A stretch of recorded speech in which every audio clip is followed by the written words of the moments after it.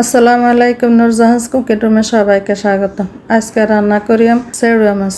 তো সেই রান্নাগুলো শেয়ার করিম। তো চলেন যাই চেউড়া মাছগুলো সুন্দর করে কাটিলে নাই নিচে এরকম টাটকা দেখে চেউড়া মাছ। আর এই চেউড়া মাছগুলো বেশিরভাগ শীতে পাওয়া যায়, গরমে খুবই কম পাওয়া যায়। হঠাৎ করে বাজারে গেছি আর দিয়ে সামনে পড়ছে তো লই আসি। আর দেখেন এগুলো তো কি সুন্দর, একদম টাটকা। এরকম ছোটও আছে, বড় বড়ও আছে। তো লনা এগুলো তারা সুন্দর করে কাটিলে। আর চেউড়া মাছ কাটা একবারে সোজা। চেউড়া মাছের মাথা কানটা এরকম করে টান দিয়ে কাটি হালাই দিয়ে হেডের মধ্যে টিপ দিলে ব্যাগিন বাড়ি যায়। এই চেউড়া মাছের কোনো আইসটা নেই। আর সাইডে দিয়ে কেনা সামান্য থাকে, এগিনটা না হালাইলেও চলে। এই যে মাথা কাটি এরম হেডের মধ্যে টিপ দিলে নাড়ি বুড়ি তেল ব্যাগিন বাড়ি। আর এই চেউড়া মাছের তেলও চেউড়া মাছের লগে দিলে খাইতে খুবই ভালো লাগে। এরকম করে অনেক মাছগুলো তারা সুন্দর করে কাটি লইম। আর বেশি বড় বড় করতে না, একদম ছোট ছোট টুকরা করে কাটি লইম কিন্তু। আমার কাছে চেউড়া মাছের পিসগুলো ছোট ছোট করে লইলে খুবই ভালো লাগে। আর এই দেখেন তেলের ভিতরে এরকম হাত গিনটা আসতে এরকম করে টান দিলে কালা কালা হাত গিন সরে যায়। আর এই মাঝখানে তেল গিন থাই যায়। আর এই তেল গিন খাইতে এত স্বাদ লাগে। আর এই চেউড়া মাছের স্বাদে তেলে বাড়ে। এমনি তো চেউড়া মাছে অনেক তেল। মাছগুন বেগুন আই কিনা করে কাটি লইছে সান। আর মাছ কাটি আই লইছে হানির মধ্যে হানি গিন হয়ে যান তাক তেলে ভরে রয়েছে। আর হাত তো তেলে ভরে রয়েছে সান। এত পরিমাণ চেউড়া মাছের তেল থায় মানে কি কমো। অনেরকম করে মাছগুন বেগুন তারা সুন্দর করে ধুই লইছি। আর এই তেল গিন তারা সান ধুই লইছি। আর তেল গিন দেখতে কি সুন্দর।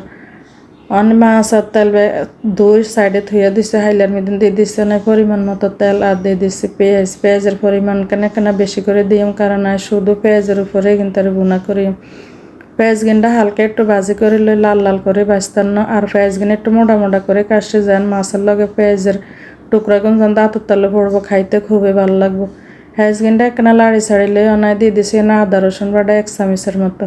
এই গিনটাই অনায় গন্ধ যাওয়া পর্যন্ত তারা লাড়ি ছাড়ি লই। আর আমি কোনো হানি দিতাম না, এই হানি তেলের উপরে ভালো করে ভাজি লই। আর এইভাবে রান্না করলে এই মাছ খাইতে যে এত স্বাদ লাগে কি কয়ে রান্না করে। এনে কিন্তু পেঁয়াজ রসুন আদা বেগিন ভাজি লইছি, লই এনে দিয়ে দিছি পরিমাণ মতো নুন।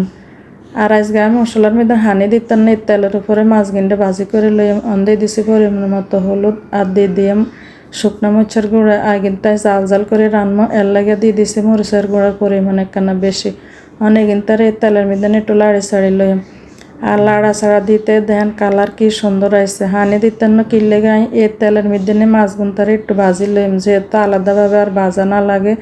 আর মাছগুন খাইতেও যেন খুবই ভালো লাগে, যেহেতু এটি একদমই টাটকা মাছ না।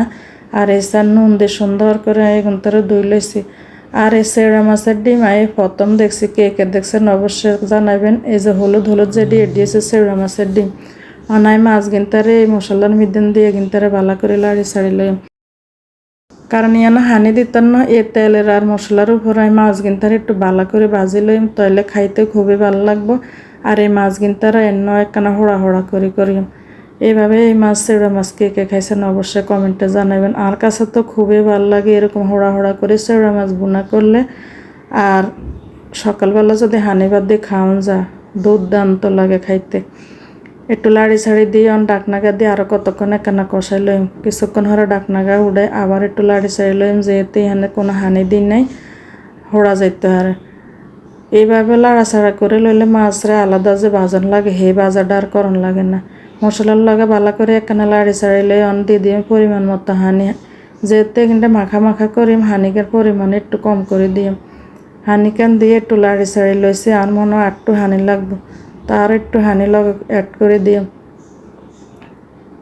আর দেশ গ্রামে যখন টাটকা এরকম চেউড়া মাছ পাওয়া যায় তখন আর এরকম করণ লাগে না, একদম মাখে মুখে বইয়ে দিলে হয়, খুবই ভালো লাগে। হানিকান দিয়ে ডাকনা দিয়ে কিছুক্ষণ জাল করে লইম। আর ডাকনাগা উড়ানোর হরে এত সুন্দর একখান গেরান বাইর হয়েছে। আরও নাইদিন দই রাখছি হে চেউড়া মাছের তেলগিনও দিয়ে দিম। আগে যদি তেলগিন দিতাম তাহলে গলে যেত, এই দিছি তেলগিন গলতো না। লাড়ি ছাড়ি দিয়ে এনে দিয়ে দিম 3-4 কাঁচামরিচরে মাঝখান দিয়ে কাটি লইছি। দিয়ে ডাকনা দিয়ে ভালো করে কিন্তু জাল করে লইম। আর এসান ডাকনাগা হরাই দেন মাখা মাখা হয়ে গেছে, একখান আস্তে আস্তে লাড়ি দিয়ে মাছগিন যেন না ভাঙে। এইভাবে খাইলে খুবই ভালো লাগে। কে কে আমার মতো এরকম চেউড়া মাছ পছন্দ করেন অবশ্যই কমেন্টে জানাবেন। আর অল্প একটু ঝোল রয়েছে, ঝোল কিনতে নাই হুগা হালাইম তো একটু লাড়ি ছাড়ি দিই। আর এই তরকারিটা দেখতে এত সুন্দর হয়েছে, দেখেন এত সুন্দর একটা ঘেরান বাইর হয়েছে। খুবই মজা এইভাবে তরকারি রান্না করে খাইলে।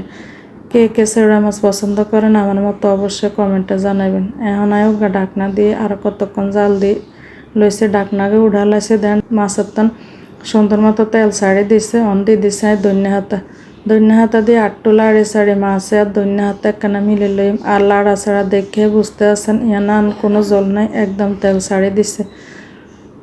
আটটু এখানটারে মাখা মাখা করে লইম, একে যার নিচের সাইড মাছগিন হোড়া যায় আর খাইতে খুবই ভালো লাগে। এই মাছ দিয়ে যদি কলার হাতত করে মরিচ খোলা দেন যা, খাইতে তো খুবই ভালো লাগে।